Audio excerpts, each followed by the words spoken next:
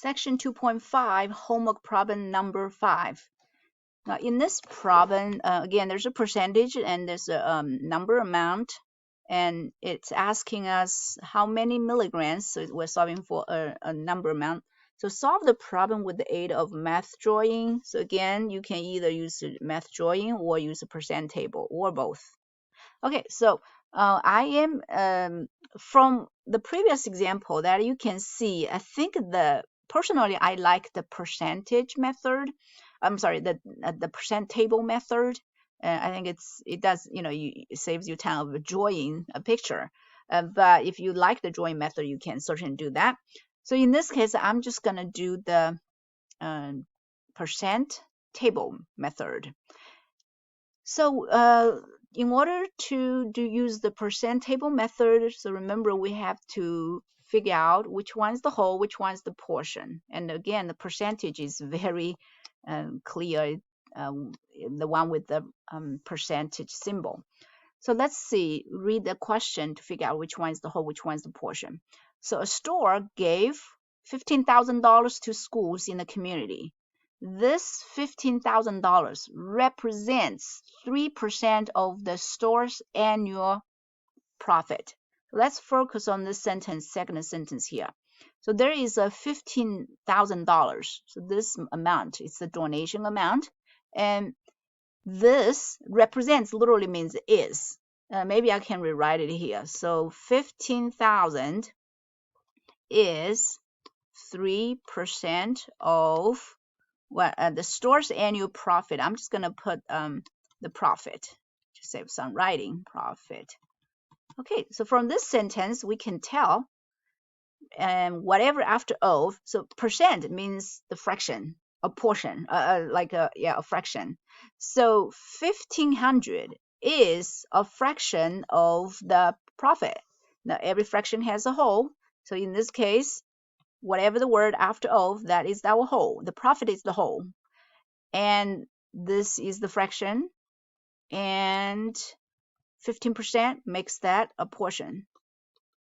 So again, where this store only gave a portion of their profit to the community. Okay, and which makes sense. They're not going to give out the entire profit because they still have to make a living. All right, so let's see how we use the percent table. So remember, you always have to set up two columns. One is for percentage, one is for the number amount, and the order doesn't matter. And so if you see what I wrote down here, and two numbers given, so there's a $15,000. And remember, this is the portion, and the portion, and the fraction is also the fraction, the percentage, the fraction corresponding to the portion. Okay, so $15,000. If you convert that to a fraction, out compared to the profit, it's 3%. So this percentage represents the portion. So when I write down 3%, it's matching with $15,000. Okay, so when we start, I write this down, and I write this amount, dollar amount down here. And next, what we are solving for, what's the store's annual profit? So the annual profit, because it's a dollar amount, I'm going to just label it here.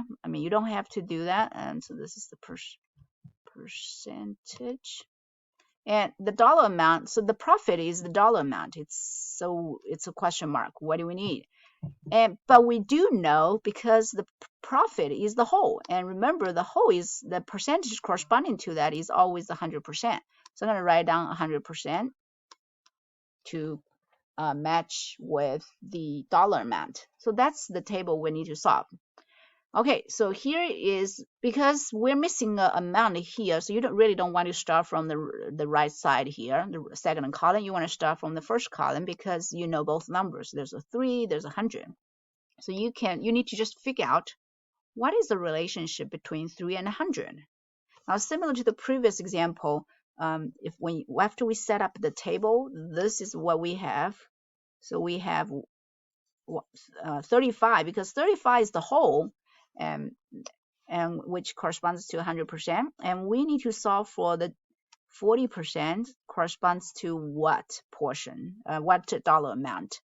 And so percentage lines up with the percentage, and dollar amount lines with dollar amount. $35 corresponds to 100%. The tip corresponds to, this is the tip. The tip corresponds to the 40%, which is a fraction of 100%. Okay, and so you would just need to focus on either, for both both of these two problems there, we know both percentages, but sometimes they give you two amounts. They ask you to figure out one of the percentages, the percentage. So let's see here. How do I get 100 from 3? Now previously is how do I get 40 from 100? We need to figure out the relationship. That way, because for the dollar amount, whatever relationship between 140 is going to be the same for 35 and the tip, the question mark. So we're going to look at this here and try to figure out how do I get 100 from 3? Well, 3 doesn't really go into 100. So here is a common method we use. I'm going to leave some space here. So instead of trying to get 100 directly from 3, I am going to get 1%, because any number you're given, either 3 or 29 or whatever, if you want to turn this number into 1, you just divide by itself. So for example, you're given 3. I'm not writing down the percentage symbol, but so how do you turn 3 into 1? You just divide by 3. If you have 29, you just divide by 29. So you're always going to be able to turn that number into 1. Okay, so this is what we're going to do. We're going to take this, divide by 3. Again, you're going to do whatever you do, the operation you're doing to the percentage, you have to do the same thing to the dollar amount. So we have 3% divided by 3, that gives us 1%. Maybe I should use the other color. So give us 1%. That's how I got this 1% here. I divide by 3. And correspondingly, we divide the dollar amount by 3. That gives us $5,000.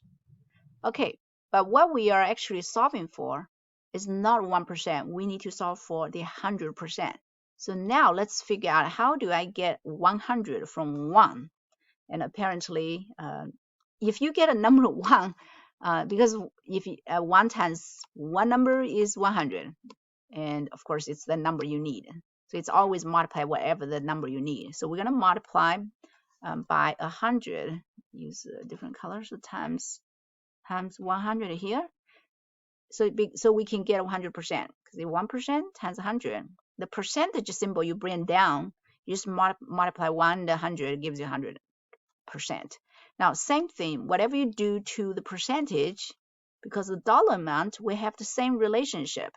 So you're going to do multiply by 100 here. So that gives us $500,000. So this is actually the store's profit, the total profit, and they only give 3% of that amount, which is $15,000 to the community. All right, so this is how we use the percent table to solve problems.